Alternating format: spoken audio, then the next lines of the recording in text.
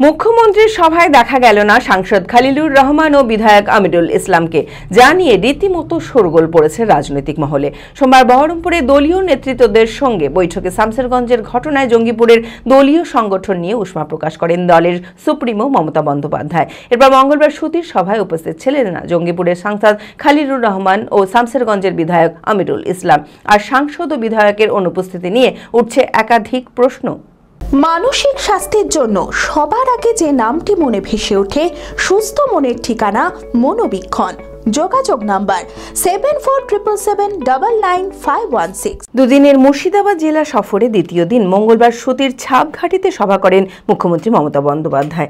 জেলার প্রশাসনিক আধিকারিক সহ উপস্থিত ছিলেন দলীয় বিধায়ক ও নেতৃত্বরা, কিন্তু মুখ্যমন্ত্রী সভায় দেখা গেল না সাংসদ খলিলুর রহমান ও বিধায়ক আমিরুল ইসলামকে, যা নিয়ে রীতিমতো শোরগোল পড়েছে রাজনৈতিক মহলে। সোমবার বহরমপুরে দলীয় নেতৃত্বদের সঙ্গে বৈঠকে শামসেরগঞ্জের ঘটনায় জঙ্গিপুরের দলীয় সংগঠন নিয়ে উষ্মা প্রকাশ করেন দলের সুপ্রিমো মমতা বন্দ্যোপাধ্যায়। এরপর মঙ্গলবার সুতির সভায় উপস্থিত ছিলেন না জঙ্গিপুরের সাংসদ খলিলুর রহমান ও শামসেরগঞ্জের বিধায়ক আমিরুল ইসলাম।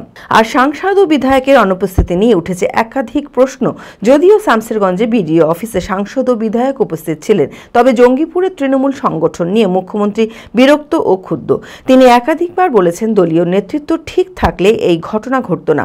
10 জন সদস্যের সুপারভিশন কমিটি গঠন করার নির্দেশও দেন মুখ্যমন্ত্রী।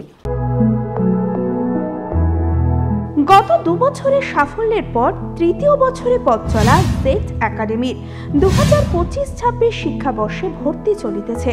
আমাদের সুবিধা ডিজিটাল ক্লাসরুম, 24 আওয়ার্স সিসিটিভি, ছেলে ও মেয়েদের পৃথক ক্লাসরুম ও হোস্টেল, নিয়মিত DPP, problem solving and doubt clearing class, কলকাতার অভিজ্ঞ শিক্ষক মণ্ডলী, স্বাস্থ্যসম্মত রুচিশীল খাবার, নিট বেসিস পড়াশোনা, কালচারাল অ্যাক্টিভিটি, গেস্ট টিচার দ্বারা মোটিভেশন ক্লাস, সবুজে ঘেরা পরিবেশে 24 ঘন্টা বিশুদ্ধ জল ও বিদ্যুৎ পরিষেবা।